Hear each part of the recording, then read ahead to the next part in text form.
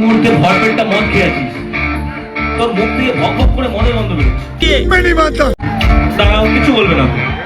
ও definitely আমায় ভালোবাসে, কিন্তু সেই ভালোবাসার নিদর্শন এটা হওয়া উচিত নয়। দাদা বলছি, তুমি এরকম আইটেম বইয়ের মতো রেগে যাওয়ার কারণ কি ওই মদের জন্য? তোর মুখ থেকে ভক ভক করে মদের গন্ধ বেরোচ্ছে। দাদা মদ খেলে তো মুখ থেকেই গন্ধ বেরাবে, পেছন দিয়ে আর তো বেরোবে না। হ্যালো এভরিওয়ান, নমস্কার। এর নাম জয়গুরু, সবই আমার ভিডিও শুরু। নমস্কার।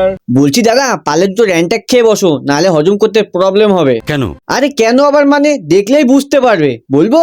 বলো বাবাজি। তো বেশ কয়েকদিন আগে জয়ন্ত নামে একটি ছেলে কেশবদের গান শুনতে যায়, আর যখন গিয়ে দেখে ব্যাস কেশবদের গান করছে, তখন নিজেকে ধৈর্য না রাখতে পেরে সে স্টেজের উপরে উঠে পড়ে।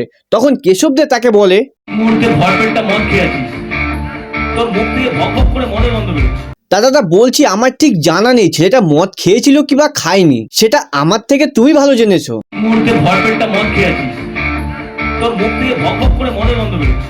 দাদা তোমার কথাই মানলাম, হয়তো একটু মদই খেয়েছে। দাদা বলো, মদ কে না খায়? হ্যাঁ হয়তো মানছি ওর এটাই ভুল, ও মদ খেয়ে স্টেজে উপরে উঠেছে, এটাই তোর ভুল। বাট তুমি যেখানে প্রোগ্রাম করতে গেলে সেখানে আর কারোর মুখ থেকে মদের গন্ধ পাওনি? এটা কি মানা যায়? দেখো কাকা, কিছু কিছু মানুষ আছে যাদের অহংকার পা থেকে মাথার উপরে উঠে যায়, তারাই ছোট ছোট ক্রিয়েটারদের নিচু করতে এক ফোঁটাও গায়ে বাঁধলো না।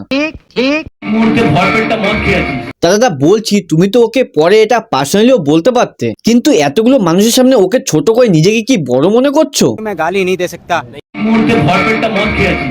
দাদা ও তো নয় মদ খায়, তুমি কি খাও?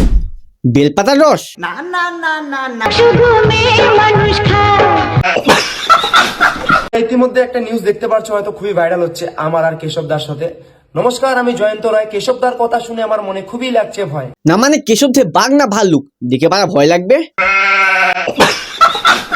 হ্যাঁ রে জয়ন্ত, একটু ব্যাপারটা খুলে বলতো। যারা আমাকে ভালোবাসে তাদের সাথে দেখা হলো, ফটো তুললাম, তারা গন্ধ কেন পেলো না?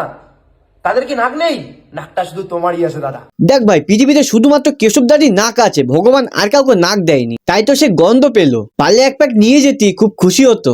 ঠিক বলেছিস। ও ডেফিনেটলি আমায় ভালোবাসে, কিন্তু সেই ভালোবাসার নিদর্শন এটা হওয়া উচিত নয়। না বাসলে কেউ তো আর স্টেজ উঠে যায় না, সবাই ভালোবাসার টানেই যায়। বাট তুমি কি করলে, নিজেকে বড় জ্ঞানী প্রমাণ করে ওই ছেলেটাকে সবার সামনে ছোট করলে।